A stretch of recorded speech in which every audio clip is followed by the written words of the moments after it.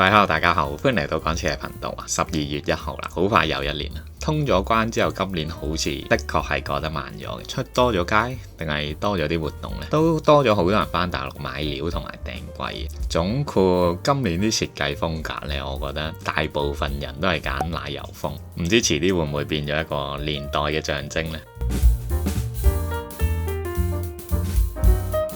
不過其實呢個名詞咧好廣泛嘅，我覺得每個人心目中嘅奶油風咧個程度都有啲唔同嘅，所以每一次個客同我講佢想做奶油風咧，我都會叫佢俾多啲 image 我睇，睇下佢心目中嗰個奶油嗰個程度咧，究竟係去到邊一個程度啊？咁今次咧同樣都會介紹一個奶油風嘅設計嘅，咁客廳同飯廳咧就會分翻開，然後再加一個衣帽間喺出面，咁變咗房咧就會鬆動啲，畫咗個平面圖先。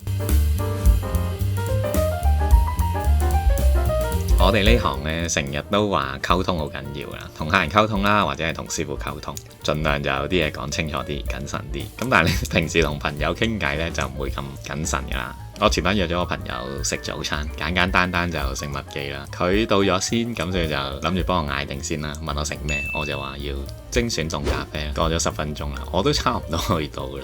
我唔係遲好多啫，佢早到咗啫。然後佢再 WhatsApp 我。喂，食咩啊，大佬？我心諗唔係講咗啦咩？精選同埋凍咖啡咯，可能佢平時冇乜挨老物啊，唔緊要啦，我都到咗啦。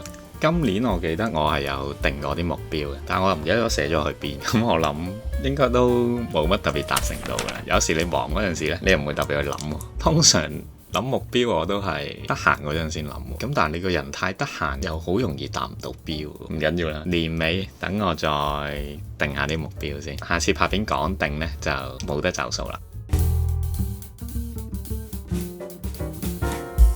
講翻今次個設計啦，380尺嘅居屋單位，有時依家啲方案我都唔記得自己有冇做過啦。如果真係重複咗呢，不妨留言提翻我啊。門口入嚟呢，就係個飯廳嘅位置，因為我中意飯廳呢黐翻住個廚房嘅，咁而喺度正面望到嗰隻門呢，就係去廁所嗰隻門啦。呢隻門通常我哋都會改細少少嘅，因為依家啲居屋呢，通常呢隻門呢都俾到900闊嘅，就貨一啲無障礙啊，即係輪椅都入得到咁嘅尺寸咯。咁所以我哋通常呢就可以改翻細少少，等你入邊個廁所呢就好用啲。咁而喺度都會見到，我話會加一個衣帽間啦，咁就會係喺客廳同埋飯廳嘅之間嘅。飯廳呢邊呢，我做咗一塊鏡，所以呢，你望落個感覺呢就會闊好多。我揀咗一張比較長啲嘅台，其實呢個位呢，你可以自己取捨嘅，你可以放張細啲嘅台，就放多一組櫃。咁喺個比例上呢，我就想放張長啲嘅台，所以你見到我就淨係一邊放咗3張凳嘅。咁而靠牆嗰邊呢，都做一個薄薄地嘅書櫃啦，感覺上就成間 cafe 咁樣嘅。喺呢塊鏡度亦都見到對面嘅廚房㗎啦。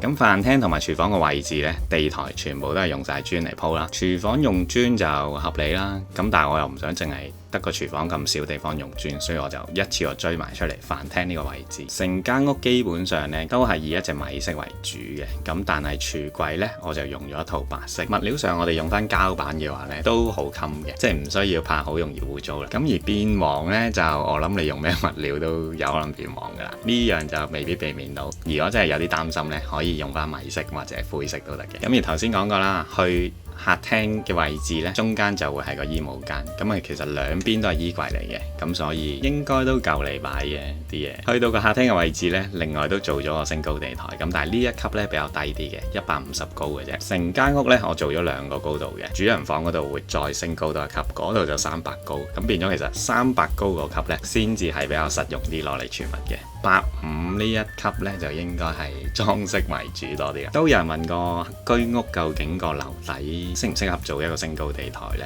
一般居屋就2.5米高啦，咁所以個地台做到300高，我覺得都可以接受，都仲有2.2米。咁正面見到啦，房同埋廳呢，我冇特別間到牆嘅，用咗個電視櫃嚟做一個分隔啦。咁所以喺呢度望埋去呢，就已經見到晒全屋嘅窗㗎啦。咁而靠窗嗰邊呢，就做咗少少假天花，加一個滲光。有咗呢條燈槽呢，你可以唔使成日開個天花燈。咁而房間嘅位置呢，靠窗嗰邊呢，就另外仲有一組書台嘅，亦都加咗個矮櫃啦，可以當埋個儲物嘅。除咗米色同埋個地台嘅淺木色之外呢，咁都仲有少少地方，我就用咗隻深色木，咁就會係一個床頭嘅位置啦。當然啦，呢個全開放式就未必適合每一個人㗎，咁咁所以你可以自己考慮嘅。呢度其實做翻幅牆，你照入翻房都冇問題嘅。房究竟點樣間呢？我諗又唔算好困難嘅。你入邊要間2間房，我覺得都做得到嘅。咁但係今次介紹呢，就以一個開放式為主先啦，好睇啲啊！喺翻窗邊望翻去門口嘅位置呢，亦都會見到飯廳個書架嘅。我諗點樣擺啲書呢，都係一個裝飾嚟，盡量擺得好睇啲。咁今次嘅380尺奶油風設計呢，就介紹到呢度先。希望大家今年都順順利利啦。其實麥當勞係咪真係有杯精選凍咖啡？我有冇怪錯咗佢呢？